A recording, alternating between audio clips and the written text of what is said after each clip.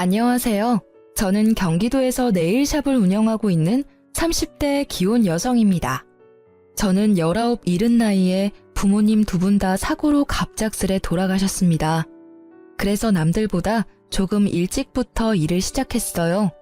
사실 부모님 살아계실 때에도 넉넉한 형편은 아니었어서 저는 고등학교 1학년 때부터 여러 아르바이트를 했었습니다. 그래서인지 대학은 처음부터 꿈도 안 꿨고 졸업 후 바로 일할 수 있는 직업을 찾았습니다. 그렇게 학생 때 미리 따놓은 네일 자격증이 있어서 저는 고등학교 졸업하자마자 곧바로 취업할 수 있었어요. 그때부터 시작한 네일을 저는 지금도 여전히 하고 있네요. 비록 아무것도 없이 시작했지만 다행히 어디 빚은 안 지고 그렇게 혼자 앞가림하면서 살았어요. 그런데 돈의 결핍보다는 부모님이 안 계시니 일이 힘들 때나 몸이 아플 때나 배로 괴롭더라고요.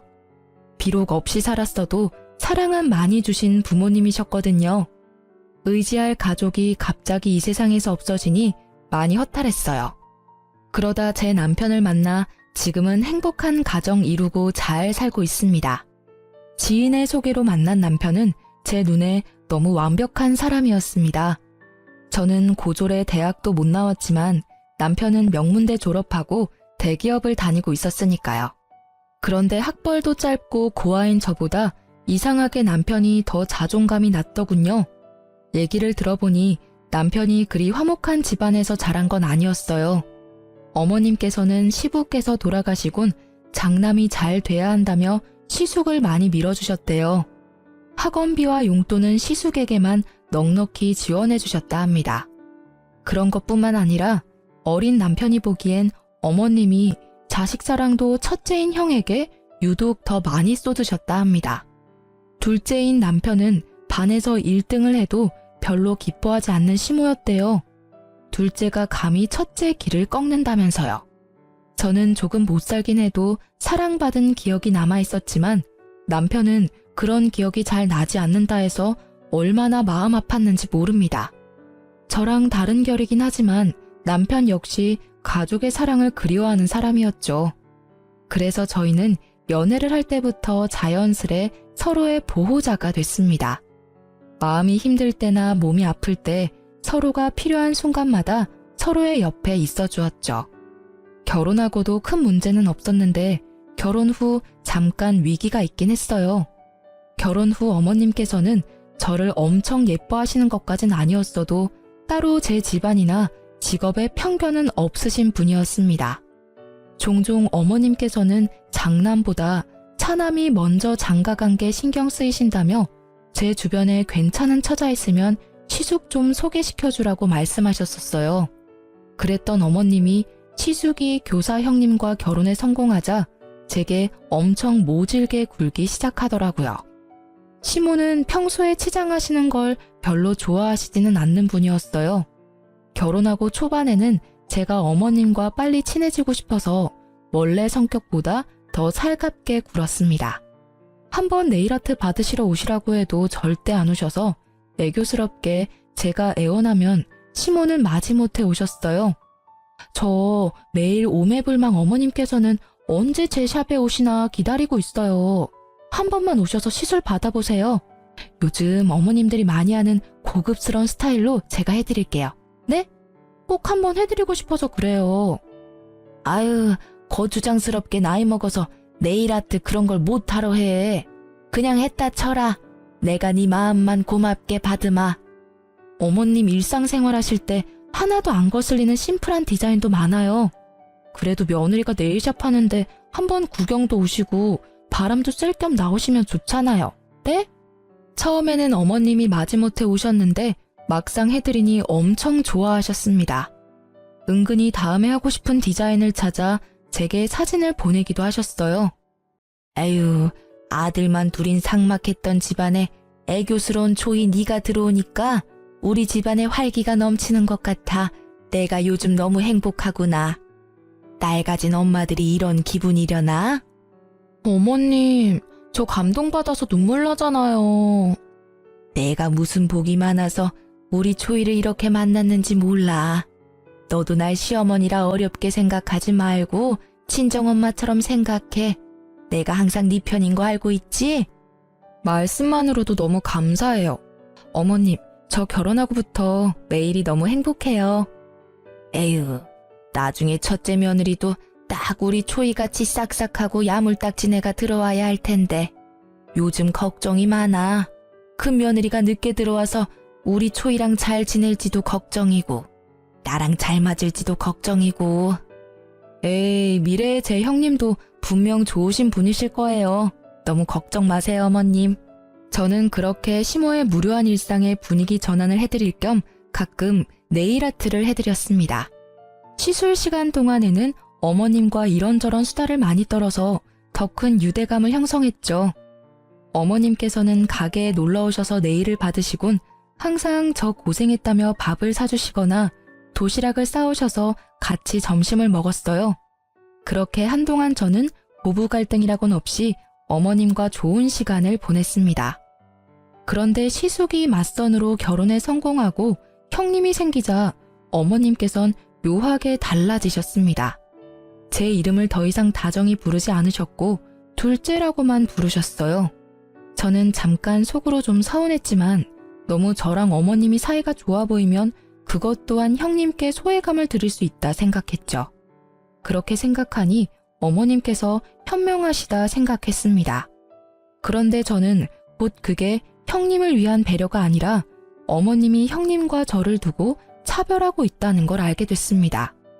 제게는 이유 모를 냉담함을 풍기던 시모께서 형님께는 다정하게 우리 혜선이라고 부르시는 걸 봤거든요. 집안 괜찮고 직업도 괜찮은 형님이 당연히 저보다 예뻐 보이시겠지 하고 저는 더 노력하려 했습니다. 어머님, 혹시 제가 최근에 뭐 실수한 게 있을까요? 실수라니? 아, 요즘 부쩍 어머님 기분이 안 좋아 보이셔서요. 혹시나 제가 뭐 잘못한 게 있는데 둔해서 눈치채지 못한 걸까 싶어서요. 그런 거 없다. 네. 그때도 저는 바보처럼 어머님이 따로 말씀 안 하셔도 분명 저한테 또 다른 이유가 있을 거라 생각하고 있었습니다. 그러던 어느 날 어머님께서 오랜만에 제 샵에 놀러 오셨어요. 저는 너무 기뻐서 정말 슬리퍼가 벗겨질 정도로 버선발로 어머님께 달려갔죠. 어머님 오셨어요? 어머, 형님도 오셨네요. 지금 예약 손님 없지? 네? 너 뭘 그렇게 바보같이 멀뚱히 서 있어? 손님 없냐고. 아, 네 어머님, 없어요. 그럼 혜선이 내일 좀 맡기자. 저는 특정 요일에는 오전 예약을 안 받고 오후에만 예약을 받습니다. 그런데 그 요일을 아는 시모께서 연락도 없이 형님을 데리고 샵에 오셨더라고요. 저는 마냥 반가운 마음뿐이었는데 어머님은 그날도 제게 무척 차가운 반응이셨습니다. 아, 형님, 내일 받으시려고요? 그럼 내일 샵에 시술 받으러 왔지 뭐하러 왔겠니? 예, 앞으로 우리 혜선이 손톱 정리는 네가 도맡아라. 혜선아, 오늘은 무슨 디자인으로 받고 싶니? 한번 봐야 할 것 같아요. 방학이니까 기분 전환도 할 겸 이참에 아주 화려하게 해봐. 어디 보자. 이것도 예쁘고, 저것도 예쁘네. 우리 혜선이는 뭐 어떤 컬러든 잘 어울리니까. 형님 역시 어머님과 마찬가지로 제게 인사 한마디 없이 자리에 앉으셔서 어머님과 다정히 디자인을 고르시더라고요. 그날 저는 마치 형님과 어머님께 보이지 않는 투명 인간이라도 된 듯 했습니다. 하지만 저는 바보처럼 모두 잘 지내고 싶은 마음에 애써 그들이 무시하는 게 느껴져도 모르는 척 열심히 말을 걸었습니다. 형님, 손이 어쩜 이렇게 고우세요? 손가락 모델하셔도 될 것 같아요. 매장에 음악을 틀어놓기는 했지만 바로 앞에서 시술하는 제 목소리가 안 들릴 만큼 시끄러운 건 아니었습니다. 하지만 형님은 제 말을 가볍게 무시하고 곧바로 어머님께 말을 걸더라고요. 어머님, 나중에 식사는 어디에서 할까요? 글쎄다. 주변에 맛집이 뭐가 있었더라? 우리 혜선이는 뭐 먹고 싶은 거 있니? 어머님, 그때 저랑 가셨던 맛집 어떠세요? 시술 끝나고 형님이랑 다 같이 가요.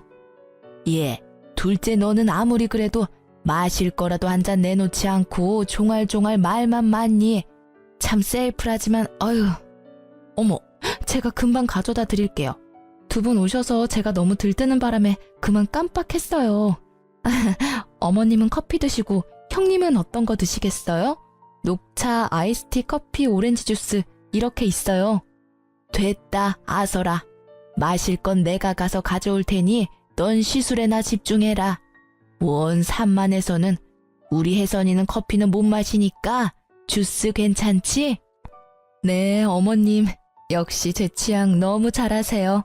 감사합니다. 아, 형님 죄송해요. 제가 정신이 없어서 오셨는데 음료 한 잔을 못 드렸네요. 아, 동서 되게 애쓴다. 네? 어떤... 동서, 평소에 고객들한테 억지로 말 많이 걸어야 하지? 근데 애쓰지 마. 우린 가족이잖아.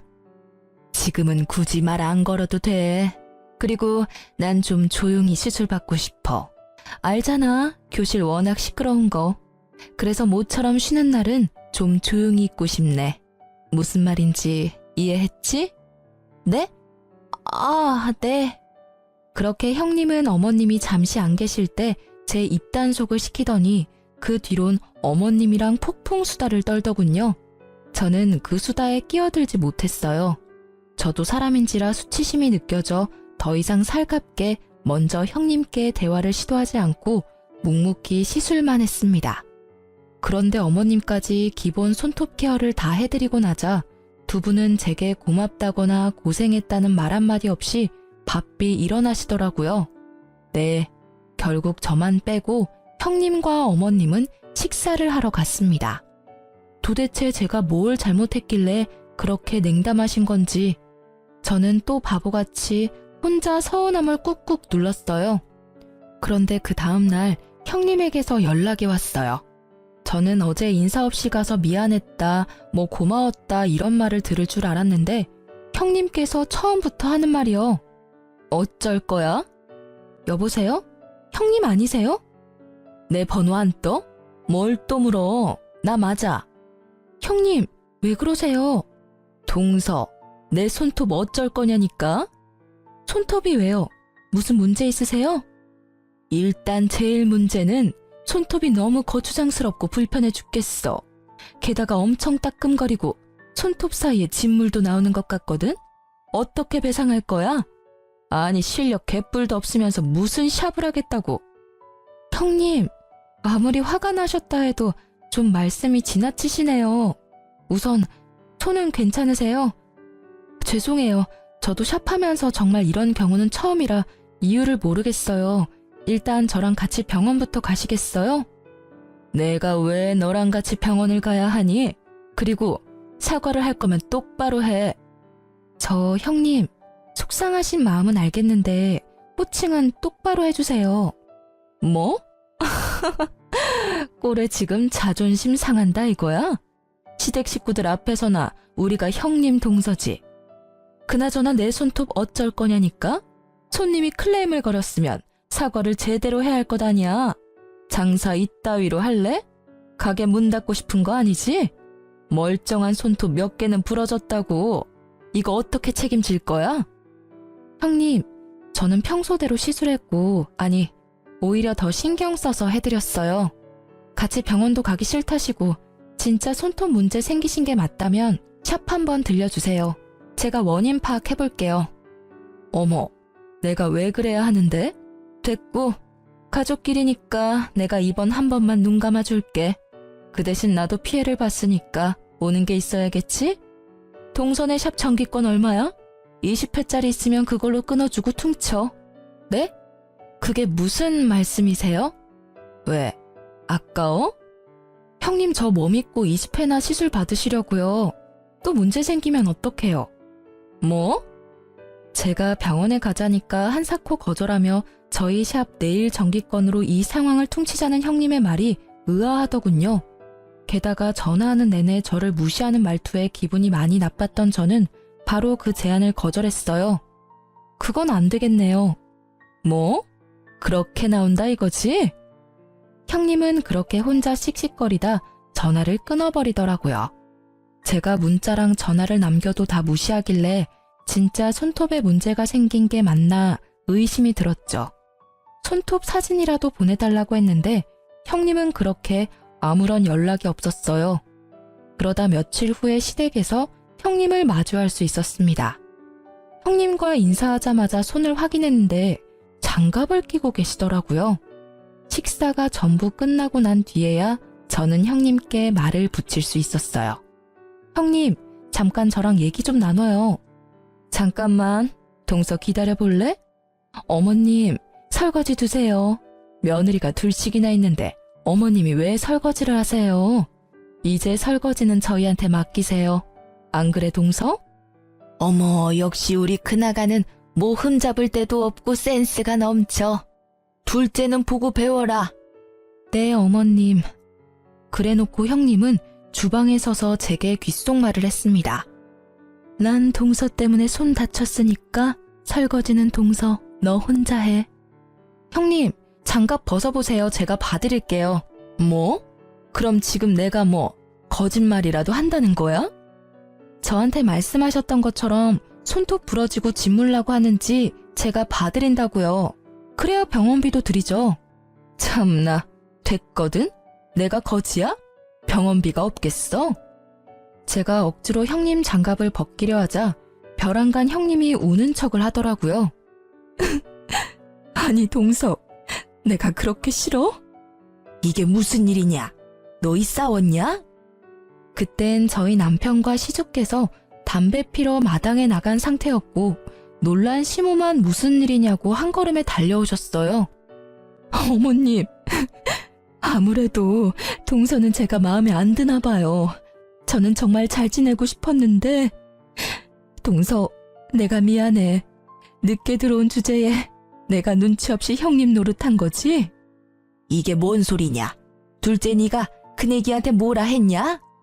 아니요, 아무 말도요. 형님, 갑자기 왜 우세요?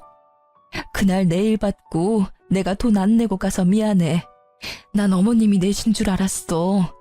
어머님, 소란 일으켜 죄송해요. 동서가 내일값 달라 해서 제가 미안하다고 사과했어요. 동서, 내가 바로 입금할게. 근데 공짜 내일 했으니 시댁 일은 나 혼자 알아서 다 하라는 말은 좀 심한 것 같아. 왜 동서까지 설거지하게 만드냐고? 우린 이 집에 들어온 며느리잖아. 며느리로서 도리는 다 해야지. 오늘은 동서 말대로 나 혼자 설거지할게. 난 동서랑 사이좋게 지내고 싶어. 형님은 어머님 앞에서 명령기를 펼치셨고 고작 설거지가 하기 싫어서 형님을 울렸다는 모양새를 만들어 저를 모함했습니다. 너무 황당하고 어이가 없는데 아무것도 모르고 혼부터 내는 시모를 보고 저는 더 억울했죠. 너 그깟 네일아트 해주는 게 뭐 그리 잘나서 이 나라 이바지하는 교사 형님한테 진상짓 하고 있냐? 지금 질투하는 거야? 그런 게 아니라요, 어머님. 제 말도 좀 들어보세요. 어디 큰 소리야? 이제 시애미도 구분 못해? 어디 윗사람 공경할 줄도 모르고 어줍잖은 견제를 하고 있어. 못난 것, 으이그. 어머님, 제 말은 들어보시지도 않고 어쩜 그러세요? 지금 너 나한테 소리 질렀냐? 잔말 말고 설거지나 깔끔하게 다 해놔라. 난 큰애 진정시키고 올 테니. 저 설거지 못하겠어요. 이유 없이 미움받을 바에 미움받을 짓 하고 미움받을래요. 아니, 저게 정말? 어머님, 그냥 두세요. 동서, 자격지심이 너무 심한 거 아니야? 형님이야말로 저한테 왜 이렇게까지 하시는지 모르겠어요. 저는 정말 사이좋게 지내고 싶었거든요. 이제 그럴 마음 싹 사라졌어요. 거짓말에 이간질에 도대체 형님이 얻는 게 뭔가요? 시모와 형님은 제 울음기 섞인 말에도 아랑곳하지 않고 안방으로 사이좋게 들어갔습니다. 형님은 그 순간 저를 보고 묘한 비웃음을 흘리더라고요. 와, 순간 사이코패스인 줄 알았어요. 저는 그 방문을 바라보다 고무장갑을 내팽개치고 마당에 있는 남편을 데리고 시댁에서 나왔습니다. 저를 일방적으로 모함하고 괴롭힌다고 해서 울면서 당하고 있기 싫었거든요. 제 손에 이끌려 집에 돌아온 남편은 혹시 무슨 일이 있었냐고 물었죠.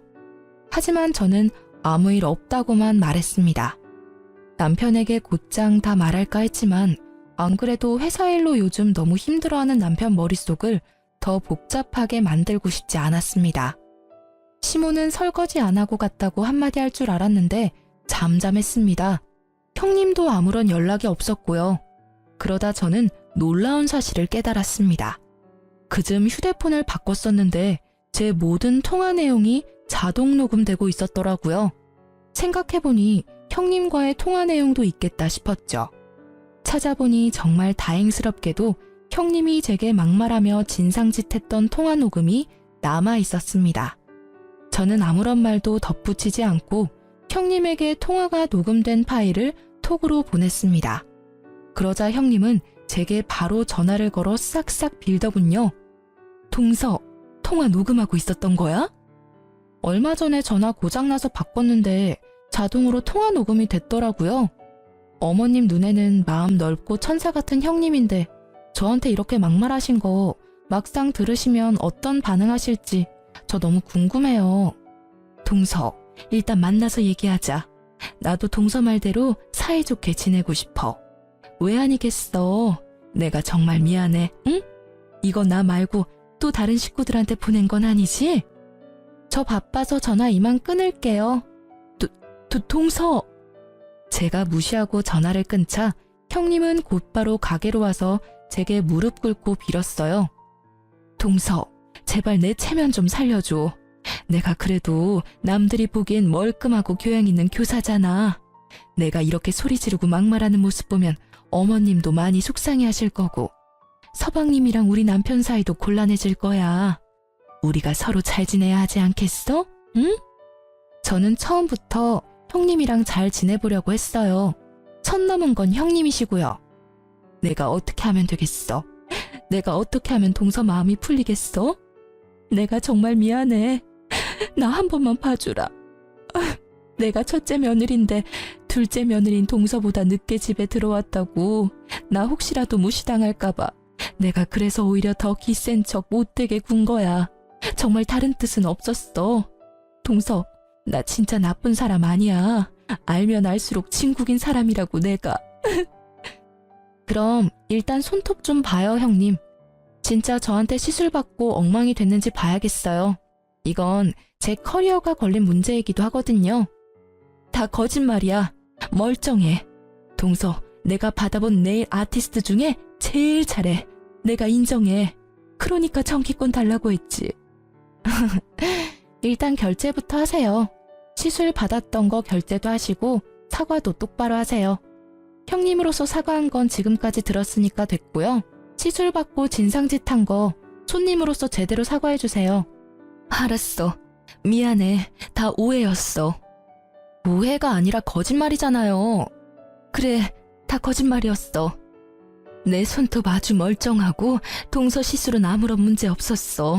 미안해. 손 좀 내밀어주세요. 사진 찍어놔야죠. 또 나중에 어떻게 말씀 바뀔지 모르니까요. 알겠어, 동서. 그럼 이제 마음 풀린 거지? 저도 사람인지라 금방 마음 풀리진 않겠네요. 그래도 앞으로 사이좋게는 못 지내더라도 우리 나쁘게 지내진 말아요. 저는 진심으로 형님 환영했고 형님이 생긴다는 것만으로도 기뻤어요. 알지. 내가 동서 마음 다 알지. 어머님께도 그때 오해 만든 거 형님이 알아서 풀어주실 거죠? 당연하지. 내가 만든 일인데 내가 풀어야지. 결국 저는 미안하다며 손이 발이 되도록 비는 형님의 사과를 받아줬어요. 형님이 어머님께 뭐라고 말했는지 모르겠지만 어머님은 싸우지 말고 다 같이 잘 지내보자고 연락이 먼저 오셨어요.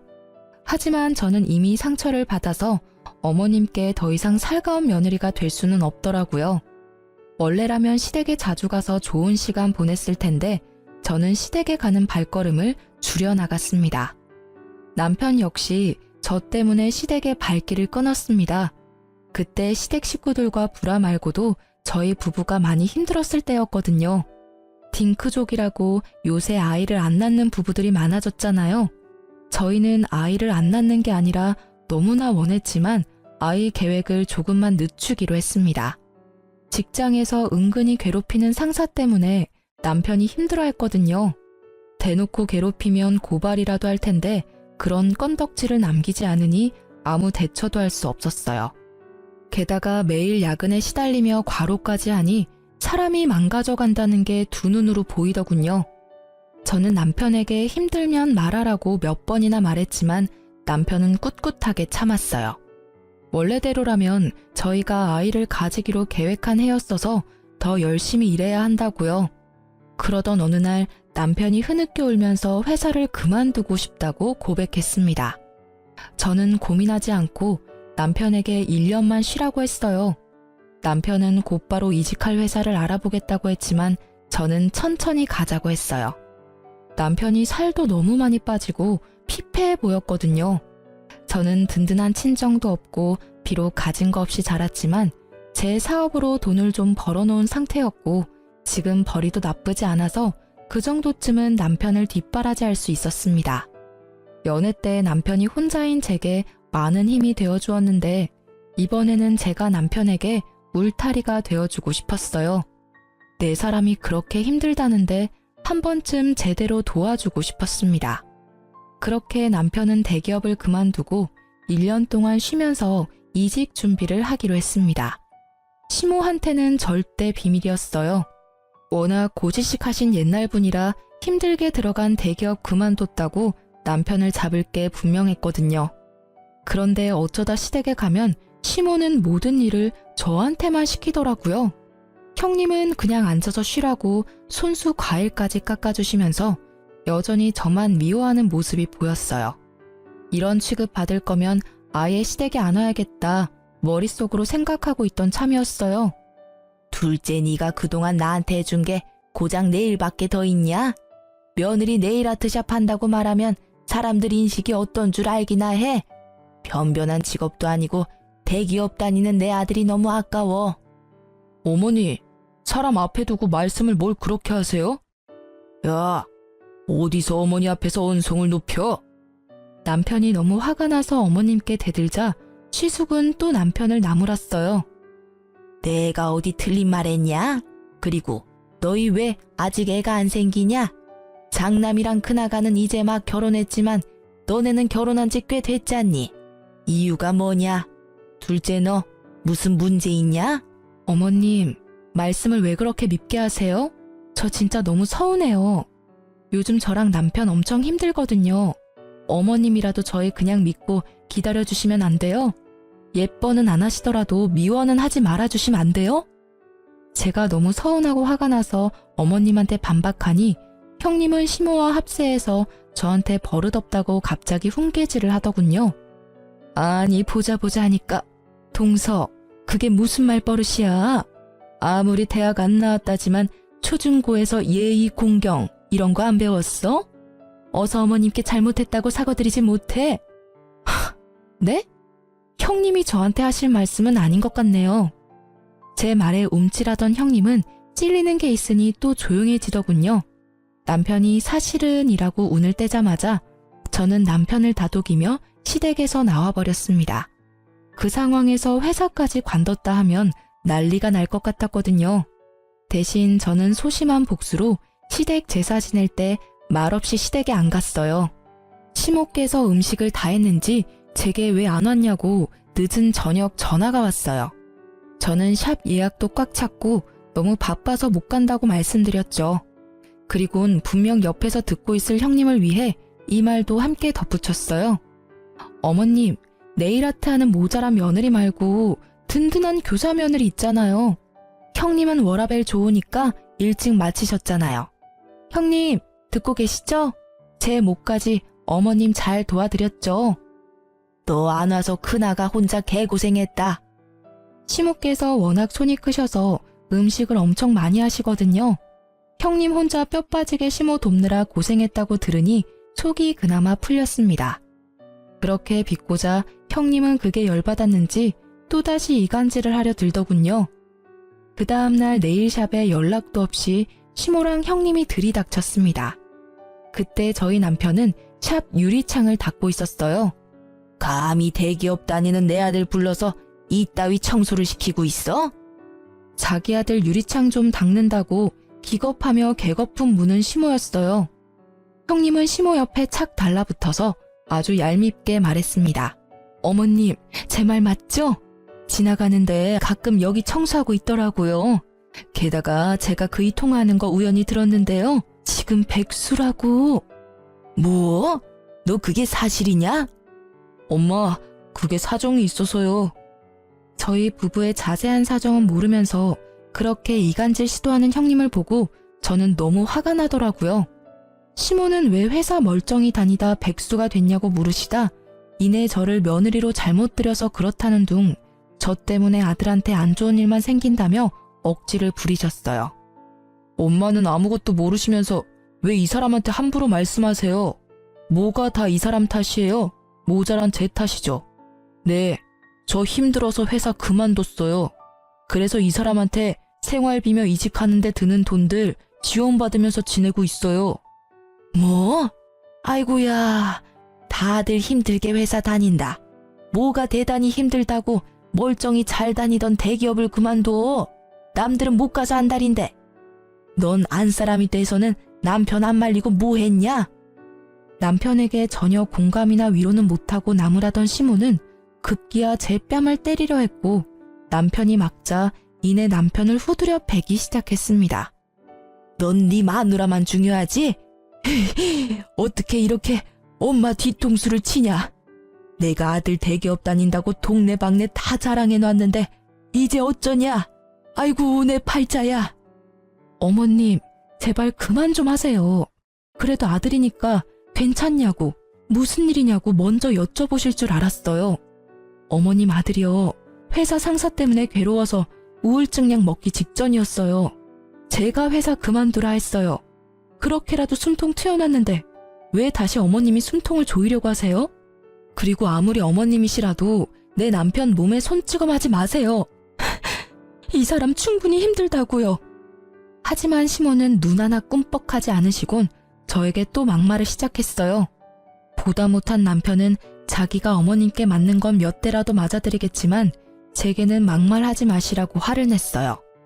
그리고 이어지는 남편의 말에 옆에서 구경하던 형님도 놀라고 어머님도 조용해지시더라고요. 엄마, 그동안 살아오면서 엄마가 도와달라고 하신 일들 내가 군말 없이 도와드렸잖아요. 장남인 형은 능력 없어서 내가 다 도와드렸잖아요. 엄마 힘들 때 도와드리는 자식이 누구일 것 같아요? 바로 저예요. 그런데 이러시면 안 되죠. 저 앞으로 엄마 무슨 일 생기셔도 절대 안 도와드릴 거예요. 그래? 그래라.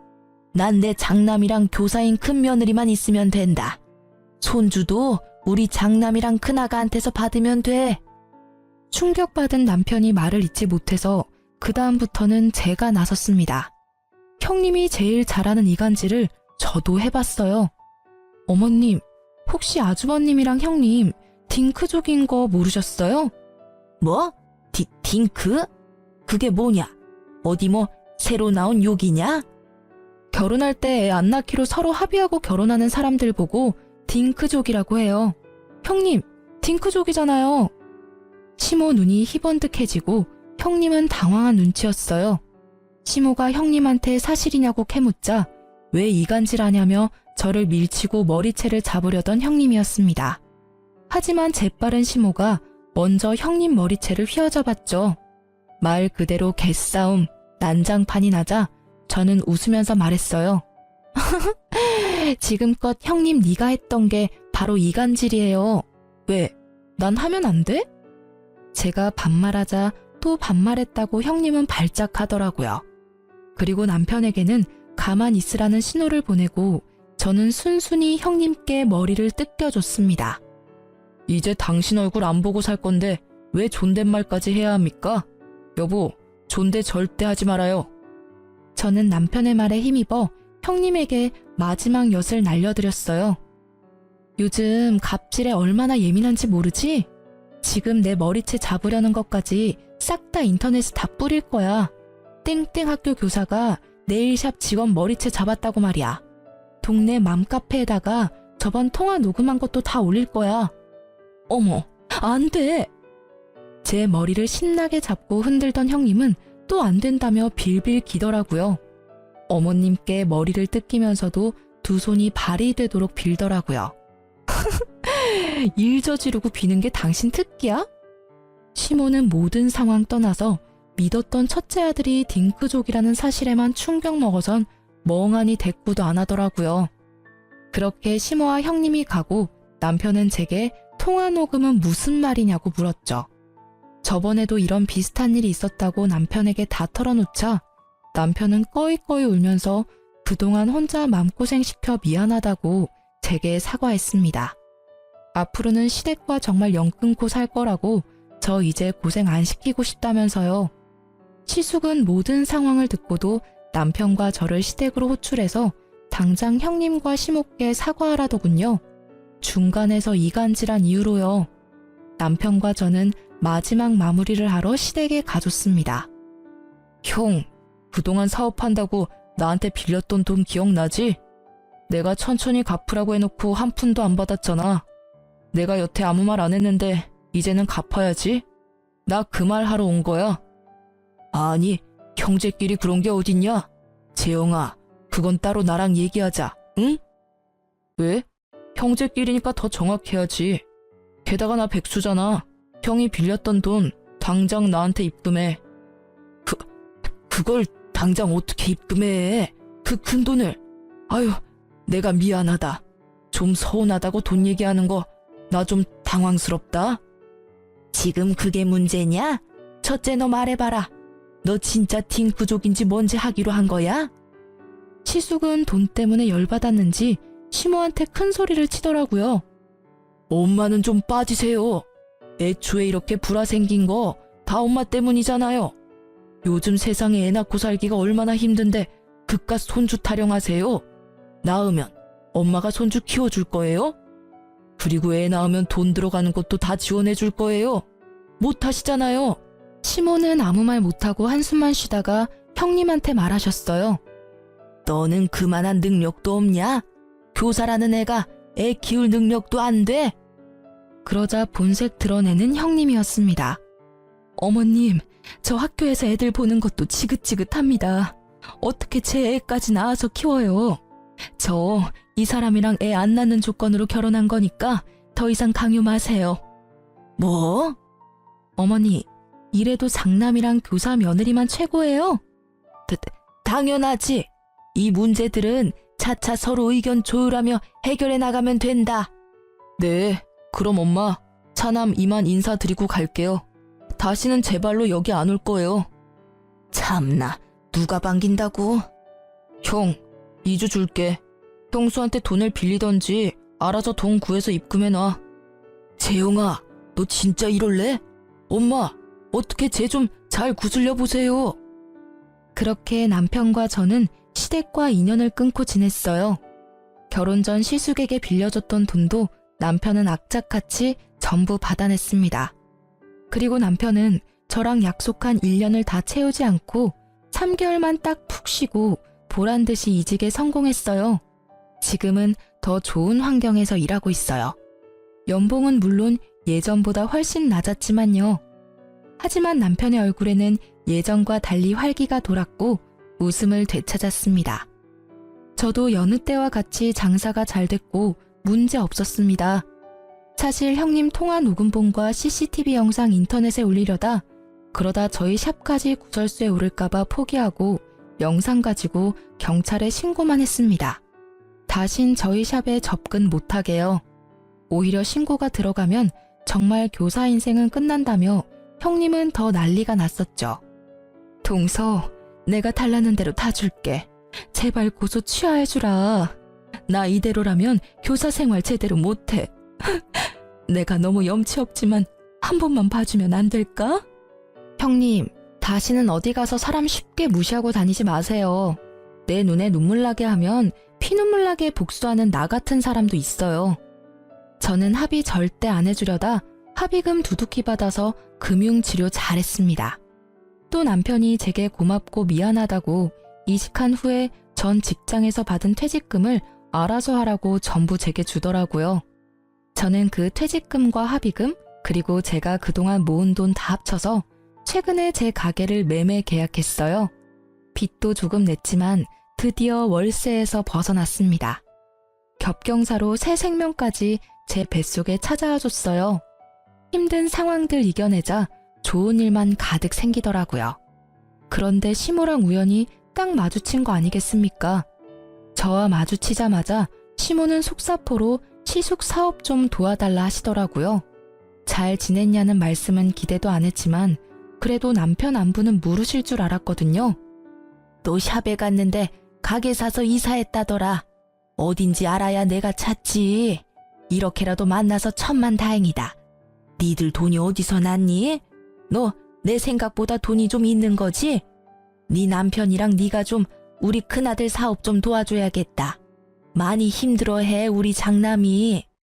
어머님이 좋아하는 교사 며느리 두고 왜 저한테 돈을 달라 하세요? 그 망할 것은 말도 꺼내지 마라. 시모가 쌍욕을 하면서 형님 이야기를 해서 들어보니 시숙 사업 어려워지자 교사 형님께선 곧바로 고민도 없이 이혼을 요구했다 합니다. 시모는 이제 와서 제 편을 들면서 형님 욕을 시작했습니다. 내가 교사라는 점 하나 믿고 너무 걔를 신뢰했어. 오죽하면 너랑 나 사이 이간질하는지도 모르고 홀라당 넘어갔잖니. 그래서 마지막엔 내가 그것 싸대기를 시원하게 날려줬다. 웃으면서 은근히 제 손을 잡으려 해서 저는 시모의 손을 거칠게 거부했어요. 그러자 시모는 머쓱한지 시숙의 근황까지 털어놓으시더라고요. 시숙은 절대 이혼 안 해줄 거라고 배신감에 쌓여 형님 인성 파탄났다며 동네 맘카페에 형님에 대한 신상과 더불어 형님 욕을 도배하듯 올려서 진흙탕 싸움 났다고 합니다. 자세히는 모르지만 한때는 형님이었던 그 여자는 교육청에서 징계를 받을 것 같더라고요. 저는 신나서 이야기하는 시모에게 시숙 도와줄 돈 같은 건 없다고 냉정하게 말했습니다. 화를 낼 줄 알았는데 갑자기 눈을 크게 뜨면서 제 배를 주시했습니다. 너 배가 볼록하구나? 네, 맞아요. 저희 애기 생겼어요. 그러자 울면서 냅다 바닥을 치는 시모였습니다. 내가 잘못했다. 한 번만 봐줘라. 우리 예전에 사이 좋았잖니. 아이고, 우리 손주가 여기 있었어. 아들이야, 딸이야? 어머, 할머니야, 우리 아가. 울면서도 기뻐하는 시모의 모습에 소름이 돋더라고요. 저는 곧바로 배를 감추며 애기 태어나도 어머님께 보여드릴 일은 없다고 매몰차게 자리를 떴습니다. 그동안 시모의 전화를 피했던 남편은 그날만큼은 어머님 전화를 받았어요. 이제야 전화를 받냐? 너 애기 생긴 걸 왜 진작 말 안 했냐? 엄마가 그럴 만한 자격 있으세요? 집사람 태교에 안 좋으니 다신 연락도 하지 마세요. 아이고, 내가 미안하다. 다 진심이 아니었어. 아들, 엄마랑 정말 얼굴 안 보고 지낼 거야? 네, 전화 끊을게요. 아들. 그렇게 시모는 남편에게 일방적으로 용서를 빌다가 또 태교에 안 좋으면 출산 때까진 연락을 안 하고 있겠다며 사라지셨습니다. 현재 저는 다행히 출산 잘했고 아이도 건강하게 잘 크고 있습니다. 남편에게 나중에야 들었는데 시숙은 사업 망하고 시댁 집까지 근저당이 잡혀서 빚 갚느라 공사판 전전하고 있다고 합니다. 남편이 마음이 약해서 아예 도와주지 않은 건 아니었대요. 못 받을 걸 알면서도 착한 남편은 시숙에게 조금 돈을 빌려줬다고 합니다. 남편을 믿으니까 그 액수가 얼마인지는 굳이 묻지 않았어요. 시모는 식당 알바를 하신대요. 그 뒤로 남편도 저도 뵌 적은 없는데 가끔 남편에게 돈을 입금하십니다. 애기용품 사라고 보내시는 것 같아요. 남편은 본인이 받은 상처와 제가 받은 상처가 있으니 꿈쩍도 안 하고 돈을 그대로 다시 시모께 보내고 있습니다. 그리고 애기 얼굴 좀 제발 보여달라고 애원하는 시모한테 얼굴은 직접 보여줄 수 없다고 딱 잘라 거절했습니다. 아이 사진만이라도 한 장만 보내달라고 너무 애원하셔서 사진만 보내드렸어요. 장난만 있으면 된다고 연끈 차던 표독스러운 시모의 얼굴이 잊히지 않아서 직접 뵐 일은 아무래도 평생 없을 것 같습니다. 친정이 없던 저는 시댁 식구들이랑 정말 잘 지내고 싶었어요. 욕심이라면 욕심이었죠. 가족의 따뜻함을 시댁에서 찾으려고 했다니. 여러분, 가족이라고 무조건적으로 참아주고 살 수는 없다고 생각해요. 남편도 지금껏 살아오며 시무와 시숙을 여러 번 용서하고 인내했기에 더 큰 감정이 터진 것 같습니다. 아무리 가족이라 해도 서로 말 한마디 함부로 하면 안 된다는 걸 너무나 잘 아는 저희 부부예요. 저희 세 식구는 앞으로 최선을 다해 서로를 사랑하며 보듬으며 남은 인생 열심히 살아가려고요. 지금까지 제 긴 사연 들어주셔서 감사합니다.